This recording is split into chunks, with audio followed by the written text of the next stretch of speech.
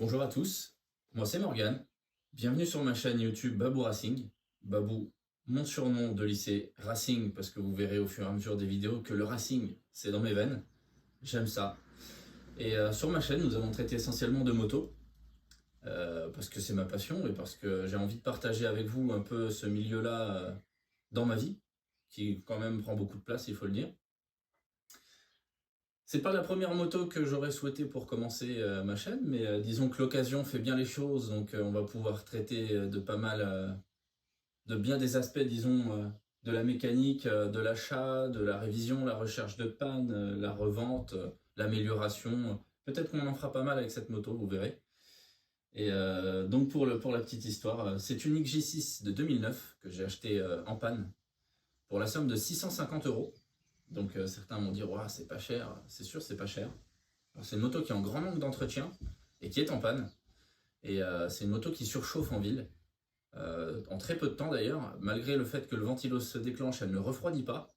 Donc on va essayer de trouver pourquoi. Mais avant toute chose, moi j'aime bien travailler au propre. Donc on va la nettoyer. Et je vais vous faire un petit tour du propriétaire tout de suite.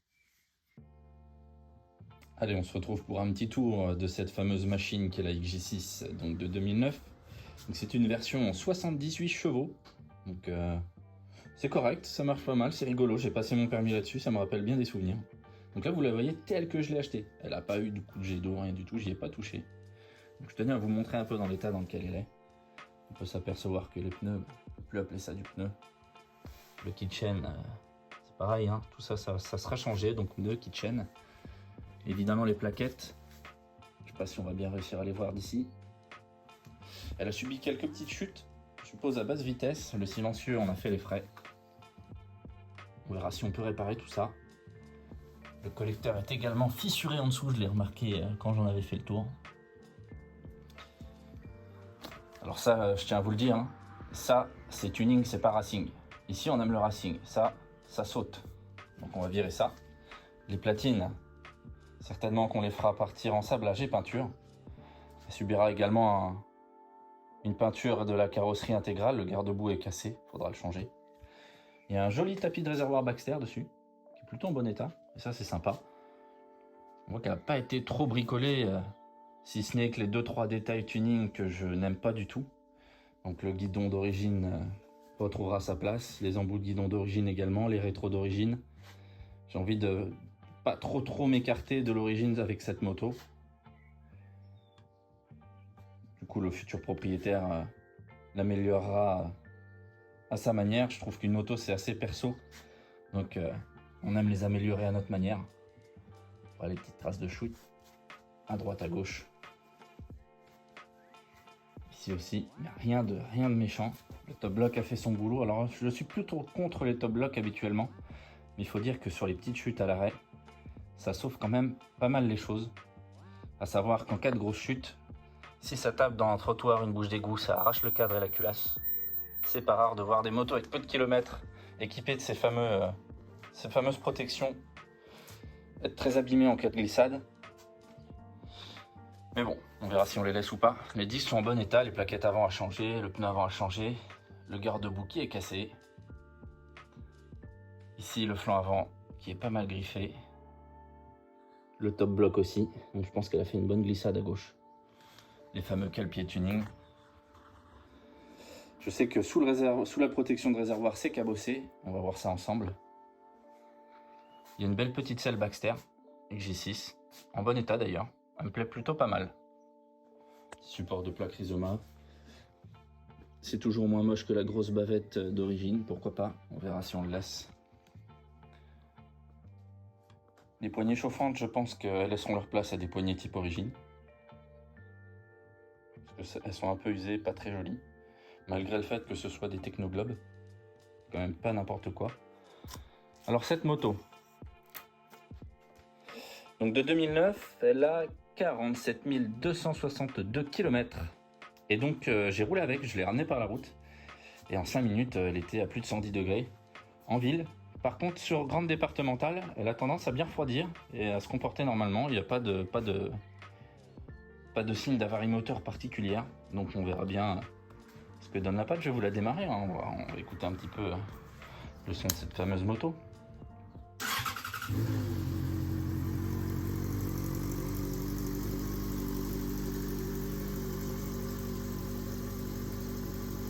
Dites-moi ce que vous en pensez, mais moi je trouve que pour une moto de jeune permis à l'époque, en tout cas, c'est pas vilain, ça a de la gueule. Elle est pas moche, moi j'aime bien. On verra ce qu'on peut en faire.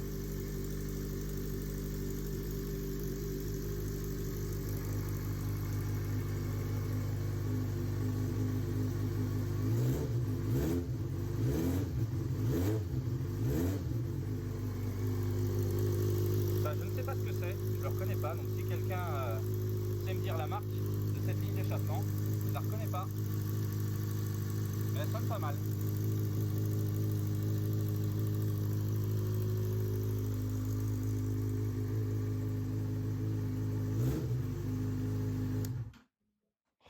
Voilà, on verra ce qu'on peut en faire. Mais bon, le but de cette moto, donc, trouver la panne. Donc on va déjà lui mettre un petit coup de jet d'eau et de liquide vaisselle pour la nettoyer, elle sera un peu plus sympa à travailler. Trouver la panne, la régler, et ensuite ça va être des assemblages complets, changement des pneus, des plaquettes, un gros nettoyage, de l'entretien. On va sûrement checker le jeu aux soupapes, faire les bougies, la vidange, le filtre à air, remettre en état la ligne d'échappement. On lui fera peut-être faire un petit tir au banc de puissance, histoire de voir que tout va bien. Je lui prendrai certainement les compressions aussi. Et le but, c'est de vous filmer tout ça, de vous montrer petit à petit ce qu'on arrive à faire avec une moto achetée pas chère, l'améliorer, la rendre belle, la revendre et éventuellement faire un bénéfice, si on n'est pas tombé sur une grosse panne, et embrayer sur un autre projet. Donc je vous retrouve dans 5 minutes, on va lui mettre un petit coup de jet d'eau sur la gueule. Je vous dis à tout de suite. Et on se retrouve pour cette petite partie lavage. Donc moi, j'utilise le simple jet d'eau, pas le Karcher. Le Karcher, je trouve ça un peu trop agressif pour ce genre de moto. Après, pour les motos de tout terrain, évidemment, c'est une autre histoire. Moi, j'utilise de l'eau, du liquide vaisselle, et ça marche très bien, vous allez voir.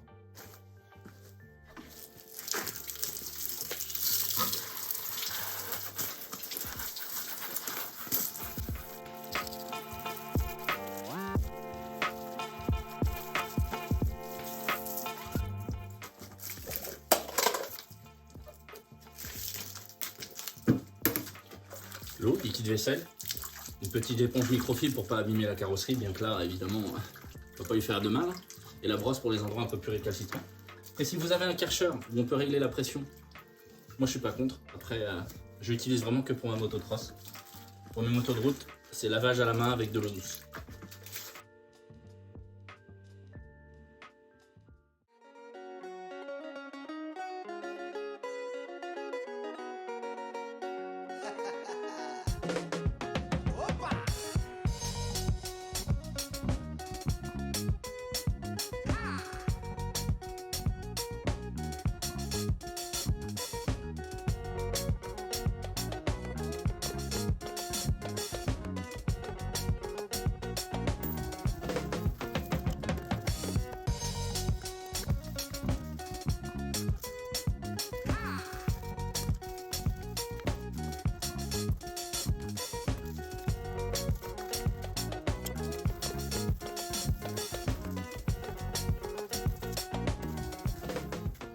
Voilà, on se retrouve, on y verra déjà quand même un petit peu plus clair et on peut se rendre compte que cette moto n'est vraiment pas pourrie. Elle a subi les affres du temps et de sa négligence de l'ancien propriétaire, mais c'est dommage, le réservoir était pourtant joli. Il y a deux petits pocs de ce côté-là. De toute façon, elle ira en carrosserie, hein, intégralement repeinte. Je pense que je vais rester sur le thème de l'origine, parce qu'elle est quand même jolie d'origine. On voit que c'est un peu plus marqué. Belle bosse, malheureusement. Il faudra dresser ça et repeindre. Allez, je la rentre dans l'atelier, on finit de faire le tour et on commence à chercher la panne. Allez, nous y revoilà. Elle est propre, en tout cas, elle est dégrossie. Hein. On peut mettre les mains dessus sans trop se salir maintenant. Tout le reste, ça sera du nettoyage en profondeur quand elle sera démontée. Et là, on va regarder un peu plus sur la panne. Alors, j'ai pu remarquer en la lavant qu'il y a un bocal de liquide de refroidissement ici qui me semble vide. Le bouchon ne tient pas. Voilà. Ça m'a l'air bien sec tout ça. Ça m'a l'air bien sec. Qu'est-ce que ça dit si je balance la loupiote dedans?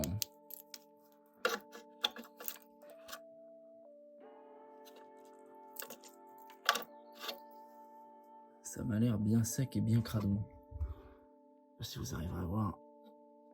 Mais ça m'a l'air sec. Ce qui n'est pas une super nouvelle en soi, parce que c'est normalement ce bocal constitue une réserve pour le radiateur, pour piocher dedans, en cas de besoin. Là, si c'est vide, effectivement, c'est que c'est plutôt problématique. Ça m'a l'air sec, vide de chez vide. Plein de dépôts de merde. Allez. On va démonter le flanc. On va regarder dans le radiateur s'il y a du liquide de refroidissement. Ça peut être une première piste. Et je vous retrouve tout de suite. Allez, on se retrouve. On démonte ça et on voit ce que ça dit, en espérant que ça soit juste un manque de liquide de refroidissement, ce qui serait quand même énorme et super cool, parce que j'aurais beaucoup de chance, ça veut dire. Mais bon, dans mécanique, Yannick, c'est un célèbre carburologue qui m'a appris ça. Donc vaut mieux pas se réjouir trop vite, on verra sûrement pourquoi. C'est parti.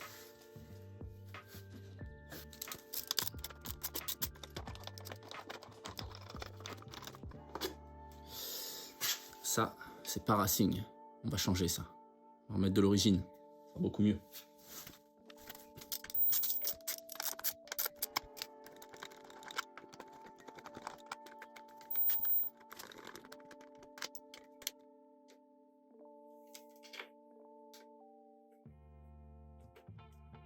Bien grippé tout ça. Hein. Alors, la moto ne dormait pas dans un garage, mais dans une sorte de grange.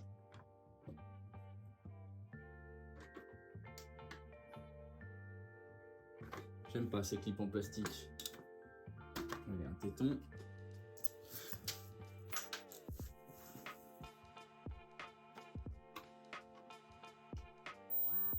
Et un autre téton. Et je l'ai eu sans dégâts. Pas mal. Alors le fameux radiateur. Bah, je vous propose qu'on l'ouvre, dis donc. J'avais encore jamais vu un radiateur tenir avec une vis. Ah. Pas ce que c'est.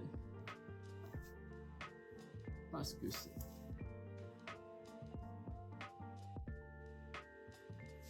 On va l'enlever. C'est pas une moto que je connais particulièrement bien, malgré que le moteur dérivé de la R6 que j'ai déjà eu est quand même réputé pour être fiable. J'espère donc que la panne ne sera pas conséquente et ça vraiment juste une négligence d'entretien légère, dit-on. Même si je peine à y croire quand même. On va le découvrir ensemble. Hop. Oh, mais dis donc, ça m'a l'air bien vide là-dedans. Ce qui expliquerait pourquoi, même quand le ventilo tourne, la moto ne refroidit pas. Bah, effectivement. S'il n'y a pas de liquide de refroidissement à refroidir, bah ça refroidit rien. Et ce qui expliquerait que quand on roule à haute allure, où le régime moteur est plus élevé, la pompe à eau tourne plus vite, elle fait donc circuler le peu de liquide de refroidissement qui reste dans le radiateur et permet un refroidissement partiel, dit-on. On verra bien si c'est ça, mais pour l'instant, je pense qu'on est sur la bonne piste. On va regarder ça. Allez, on va investiguer. Je sais pas si vous allez réussir à voir quelque chose. Si tant est que c'est plein de vide et d'air. Mais je dirais qu'il est environ rempli au un quart, voire la moitié.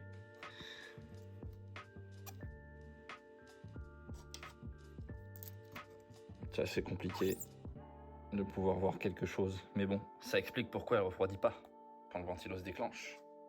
Ce que je vous propose, on fait le plein du circuit, à ras la gueule, et on la démarre, on la fait chauffer. On voit si le ventilo se déclenche bien, arrivé en général autour des 100-105 degrés, peut-être un peu moins sur ce modèle-là. Et s'il se déclenche, eh ben, devrait refroidir la moto. Et si c'est ça la panne, bah, c'est bingo. Allez, je vous mets en place et on fait le plein.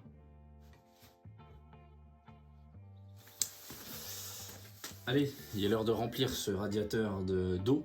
Donc moi, étant donné qu'on va démonter la moto complète pour la réviser, je vais me permettre de mettre que de l'eau.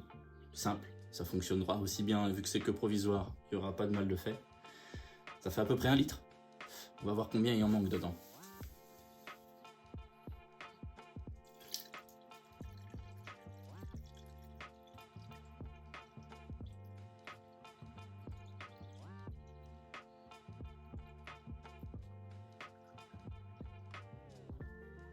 Pour l'instant, on est à 400 ml. 400 ml. On va la pencher bien sur le côté histoire de faire remonter toutes les bulles d'air.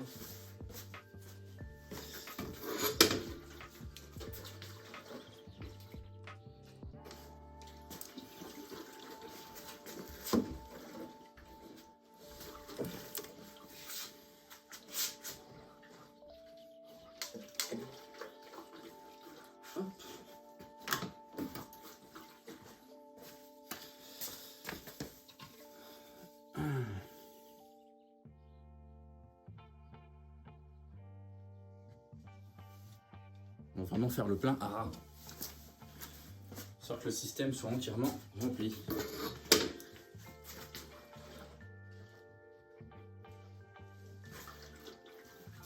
Ça m'élève pas mal. On met un petit coup de démarreur.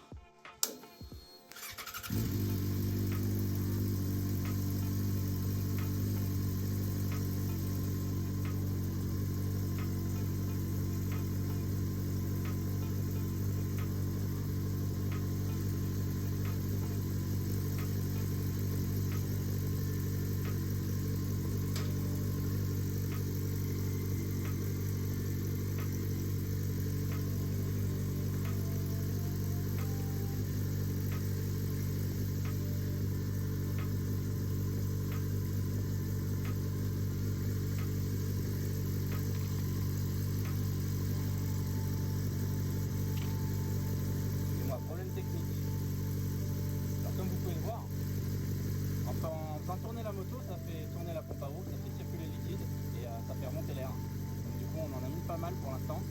Là ça a l'air bon.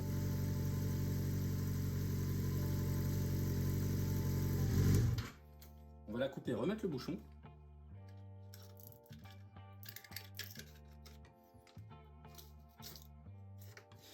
Et on va remplir le petit bocal d'expansion. Comme ça, si elle a besoin d'en repiocher pendant qu'on la fait chauffer, elle pourra en reprendre. Allez, c'est parti. Là, pour l'instant, rien que dans le radiateur, j'ai mis un demi-litre. C'est énorme, sachant que c'est un circuit qui doit faire quoi? Tout au plus 1,5 litre, 2 litres max d'eau, je pense. Faudra regarder sur la revue technique. Mais plus d'un demi-litre, c'est énorme. C'est énorme. Sans compter le vase d'expansion. On va remettre dans le vase d'expansion tout de suite.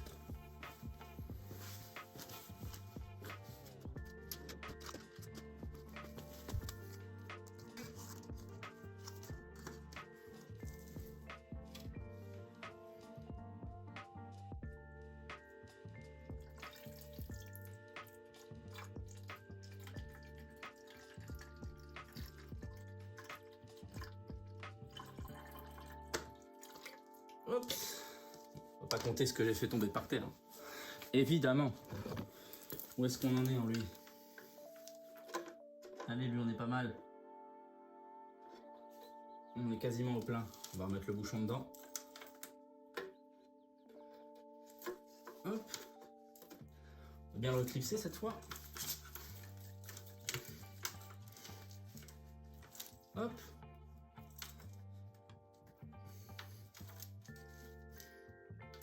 Faut dire qu'il est assez mal placé. Pour le remettre, c'est assez compliqué. Pas très accessible avec des gros doigts. Bien que j'ai pas forcément des gros doigts en plus. Et ça y est, je peux vous dire qu'il est bien mis en place. Les durites sont bien raccordées.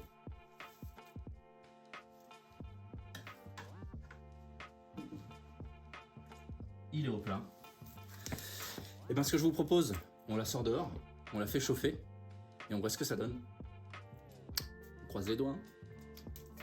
En tout cas, entre le radiateur et le bocal, il nous reste 20 centilitres. Ça fait 800 millilitres quand même qu'on a mis dedans.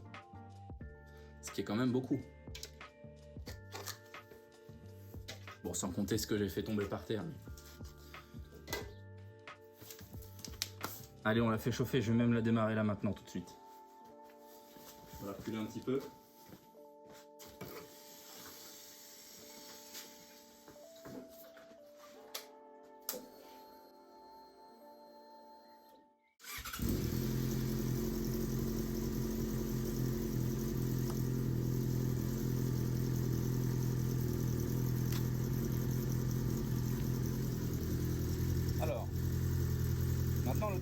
comprendre pourquoi il n'y avait plus de liquide de refroidissement dedans du tout.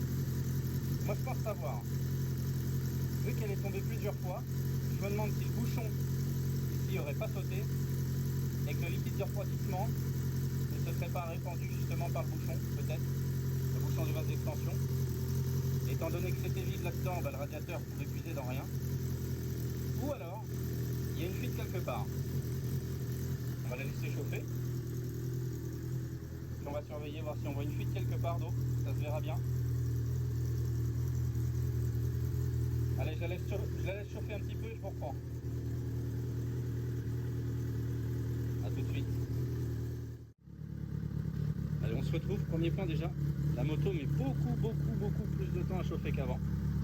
À monter en température. Vous me direz c'est normal. Il manquait presque un quart, voire un demi plein de liquide de refroidissement dedans.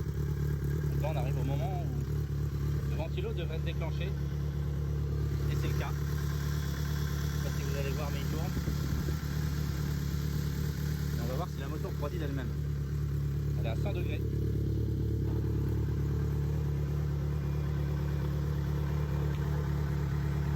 Et bingo, elle refroidit.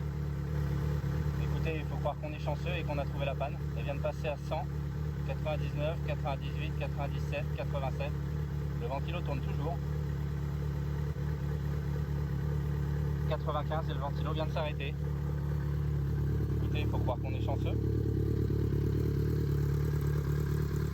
Je vois pas de fuite du tout. Par contre, le radiateur est très sale. Il aura le droit à un gros nettoyage. Vraiment très sale. Ça doit pas être optimum pour le refroidissement. Mais en tout cas, je vois pas de fuite nulle part. Tout a l'air sec. Donc on va mettre ça sur le compte de la chute. Peut-être d'une négligence d'entretien, tout simplement. Mais en tout cas, c'est plutôt une bonne nouvelle pour moi. Ça veut dire que la panne ne m'a pas coûté cher. Et c'était bien ça. À part les gouttes d'eau de lavage, je vois pas de fuite du tout.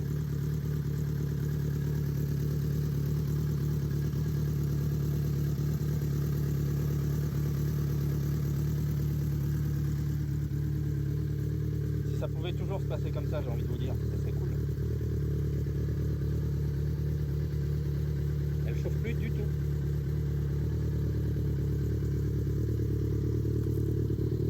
Ça c'est cool.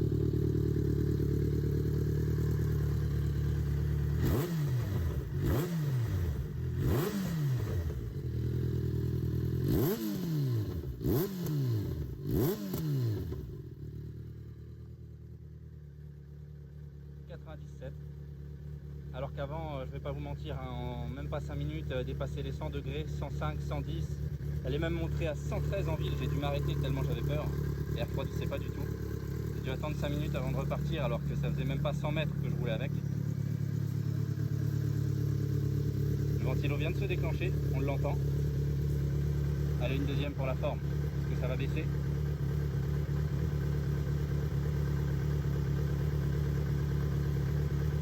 Degrés.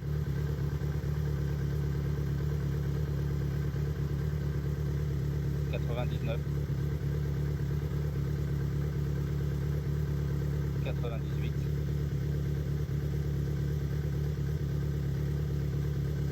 eh bien il faut croire que le célèbre carburologue Volpi s'était un petit peu trompé. Dans mécanique, il n'y a pas que nique. On va pas crier au rat tout de suite quand même. 95, le ventilo s'arrête. Bon. Il n'y a plus qu'à la démonter, la nettoyer, lui faire un gros entretien, une peinture et la mise en vente. Je ne sais pas si je serai équipé d'ici là dans les prochains épisodes, mais je vous ferai bien un tour embarqué avec moi. Pour l'instant, j'ai pas le matériel pour, mais histoire de vous livrer mes impressions sur cette moto et voir ce qu'on peut faire avec. Et on fera peut-être la visite des locaux d'un de mes partenaires de longue date. Mais je vous en dis pas plus, vous verrez ça prochainement. Allez, la suite. Allez, on se retrouve pour conclure ce premier épisode avec un inventaire des choses à faire de la moto. J'ai un petit tableau là. On va pouvoir passer en revue tout ce qu'on va faire et voir si on lui apporte des améliorations. Allez, on se met dans le tableau, c'est parti. Allez, on se retrouve. Donc, ce qu'on a dit pour cette moto. Sur la partie cycle, évidemment, les pneus. Les plaquettes avant plus arrière. Le kit chaîne qui est rincé. Une peinture. Peinture des carénages. Qu'est-ce qu'on peut lui rajouter? Remise d'origine du guidon rétro en bout de guidon. Guidon rétro en bout. Cale-pied également. J'ai pu remarquer que le protège-chaîne était cassé.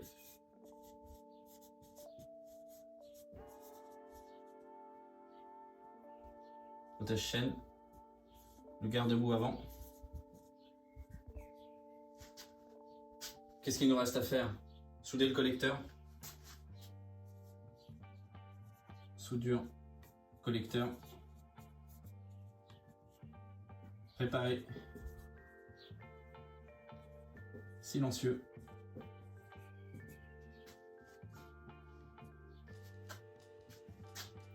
Qu'est-ce qu'on pourrait oublier au niveau de la partie cycle? Peut-être un entretien de fourche, je vais regarder. Entretien fourche.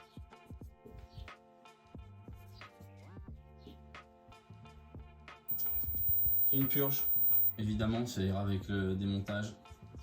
Purge, liquide de frein. Ça ira de toute façon avec le changement des plaquettes et nettoyage approprié.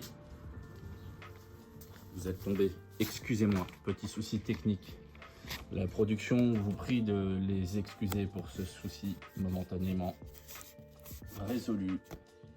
Pour combien de temps? Je ne sais pas. Alors que j'écrive un peu plus droit, hein. Je vais avoir la gueule un petit peu en biais, mais bon.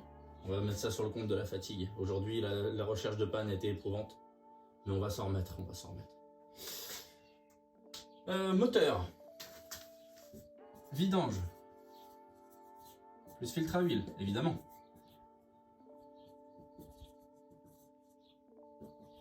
Filtre à air. Moi, je pose toujours du Cayenne. C'est bon pour la planète, c'est réutilisable, lavable et en plus, ça respire mieux. Bougie. Jeu soupape peut-être. Du moins un contrôle. Je vais regarder sur la revue. Et ça a encore lâché. Hein. C'est incroyable. Incroyable.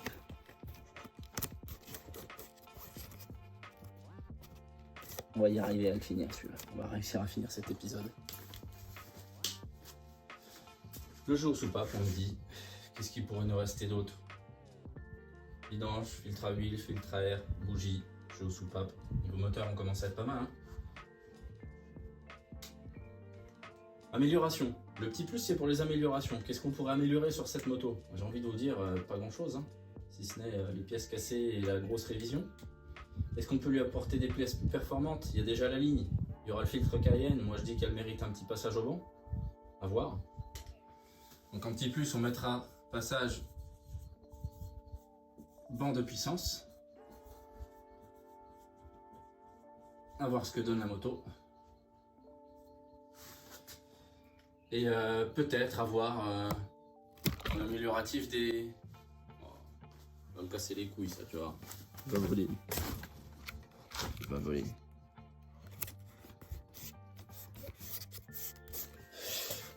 Peut-être, pourquoi pas avoir des Durit Aviation. Durit Avia.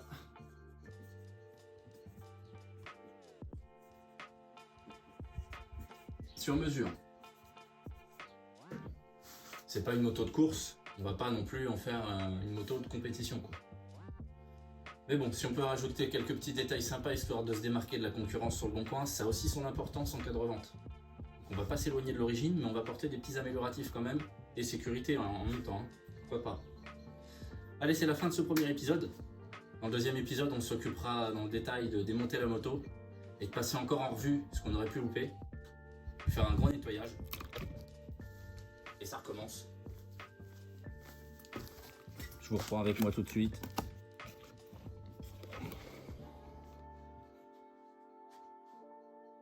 On s'occupera du coup de désassembler la moto, de lui faire un gros nettoyage, passage en vue. et de faire la commande évidemment des pièces, emmener les pièces en peinture. On va essayer de s'occuper de tout ça. Et je vous retrouverai pour le prochain épisode. En tout cas, je vous remercie d'être resté jusque-là si vous êtes resté. Peut-être que la liste, elle va s'allonger au fur et à mesure des découvertes. Hein. Pour l'instant, c'est qu'une première ébauche. Hein. On verra par la suite ce que ça donne. Mais disons que c'est déjà pas mal et qu'après tout ça, la moto, elle devrait se porter beaucoup mieux et avoir plus fière allure, disons. Allez, à bientôt, ciao!